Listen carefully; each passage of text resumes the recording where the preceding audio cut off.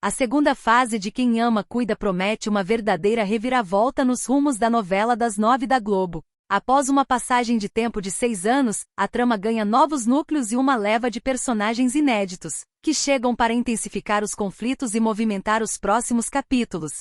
A mudança de ritmo acontece na esteira da disputa pela fortuna de Arthur Brandão, Antônio Fagundes, e a morte do empresário.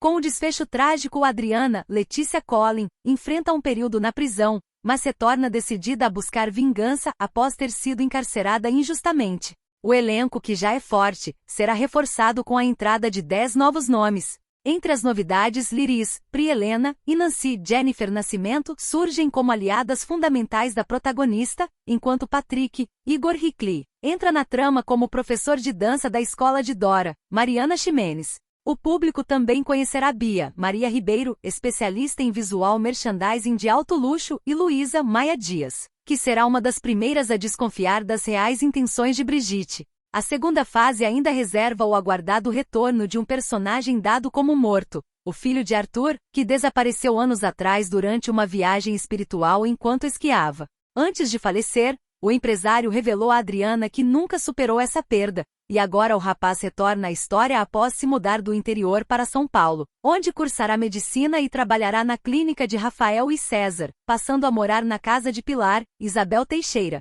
O núcleo de Nancy também ganha destaque com a chegada de seu irmão, Laurentino, Alan Rocha, dono de um restaurante mineiro, e de sua equipe como o chefe Joel, Ricardo Teodoro. A trama ainda apresenta Mirtes, MC Carol, responsável por criar Camilo Antônio Caramelo, durante o período em que Nancy esteve presa, o que gera um profundo ressentimento do garoto em relação à mãe. A segunda fase de Quem Ama Cuida tem estreia prevista para a primeira quinzena de julho, com data exata a ser definida. Escrita por Valcir Carrasco e Cláudia Souto, a novela é ambientada em São Paulo e conta com direção artística de Amora Maltner. Olhando para essa virada impressionante em Quem Ama Cuida, é impossível não parar para analisar o peso desses nomes que estão sendo trazidos para o jogo e como essa escolha de elenco reflete, de certa forma, o DNA de quem está por trás da obra. Quando a gente fala de uma parceria como a de Valcir Carrasco e Cláudia Souto, a gente está falando de dois estilos que se cruzam de uma maneira muito peculiar. O Valcir, como todo mundo sabe, é um mestre absoluto em criar reviravoltas que fazem o espectador roer as unhas, aquele estilo de novela de folhetim raiz, com vilanias bem marcadas e viradas que deixam qualquer um de queixo caído.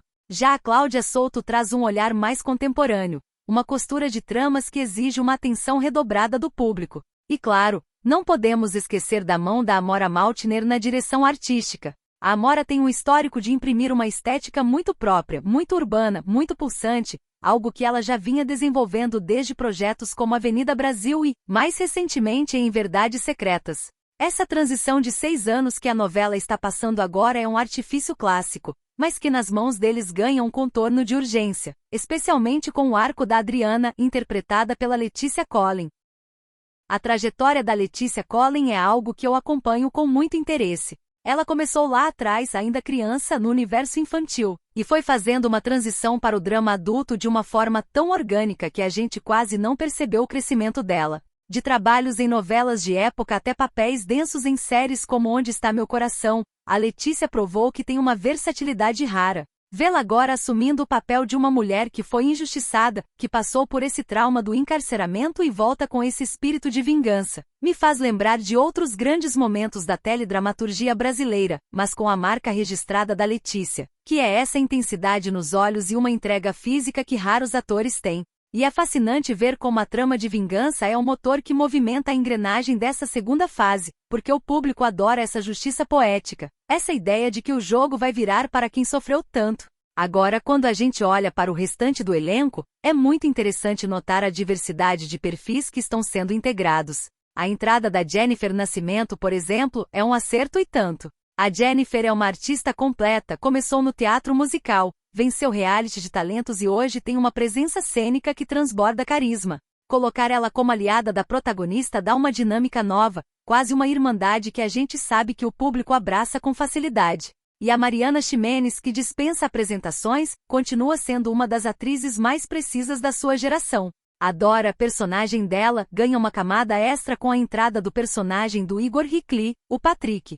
O Igor, que já mostrou seu valor em papéis de galã com nuances de vilania em tramas anteriores, chega aqui com a missão de ser esse elemento desestabilizador na vida da Dora. Isso é algo que eu acho muito interessante na estrutura dessa novela. A forma como os novos personagens não são apenas figurantes, eles vêm com uma carga, com um propósito, como é o caso da Bia, interpretada pela Maria Ribeiro. A Maria tem uma bagagem intelectual e um estilo de atuação muito sóbrio, muito elegante, o que casa perfeitamente com essa aura de especialista em luxo que a personagem exige. E precisamos falar sobre esse retorno do filho do personagem do Antônio Fagundes. O Fagundes, por si só, é uma instituição da nossa televisão. Quando ele encerra o ciclo dele na novela, mesmo que o personagem morra, ele deixa um vácuo que precisa ser preenchido, e essa estratégia de trazer o filho desaparecido é o combustível perfeito para gerar conflito. Existe uma expectativa enorme sobre quem vai ocupar esse espaço emocional na trama. A Isabel Teixeira, que vai ser a guardiã desse núcleo, é uma das maiores atrizes que a gente tem em atividade hoje. Depois da explosão que ela teve como a Maria Bruaca, ver a Isabel em um novo momento, em um novo contexto, é um privilégio para o espectador. Ela tem a capacidade de trazer verdade para qualquer cena, por mais rocambolesca que seja a situação. No meu ponto de vista, o que essa segunda fase de Quem Ama Cuida nos mostra é que a televisão brasileira está em um momento de reinvenção constante. Existe uma pressão muito grande para manter o público conectado em um cenário onde o streaming oferece tudo, a todo momento. E essa estratégia de passar 6 anos na história é uma tentativa muito inteligente de renovar o interesse, de oferecer um fôlego novo para quem já estava acompanhando e, ao mesmo tempo, abrir uma porta de entrada para quem perdeu os primeiros capítulos. Eu particularmente acho que essa mistura de drama, vingança e tramas familiares que circundam o núcleo da Nancy, com a MC Carol trazendo essa pitada de realidade, de uma vivência mais crua e autêntica, é o que faz a novela ser um reflexo, ainda que estilizado, da nossa sociedade. A MC Carol tem uma voz que representa muita coisa, e vê-la ocupando esse espaço na teledramaturgia é um sinal de que a cultura popular está cada vez mais integrada aos grandes horários da nossa televisão. Tem um ponto que eu sempre reflito quando vejo essas mudanças de fases. O quanto a gente, como público, se apega a essa ideia de que a verdade vai aparecer. A Adriana voltar da prisão decidida a buscar tudo que é dela. É a catarse que todo mundo espera. Mas o que eu acho mais instigante é como a Cláudia Souto e o Valcir Carrasco vão costurar essas novas relações. O ressentimento do Camilo com a mãe, a Nancy, é um tema forte, é um tema humano, que foge um pouco da superficialidade e toca em feridas reais de muitas famílias. É essa capacidade de equilibrar o entretenimento puro, as intrigas de luxo, com esses dramas que a gente reconhece na vida real que torna esse tipo de produção tão poderosa. Eu estou particularmente curioso para ver como a direção da Amora Maltner vai conduzir essa transição visual, já que essas passagens de tempo exigem uma nova paleta, um novo ritmo de edição.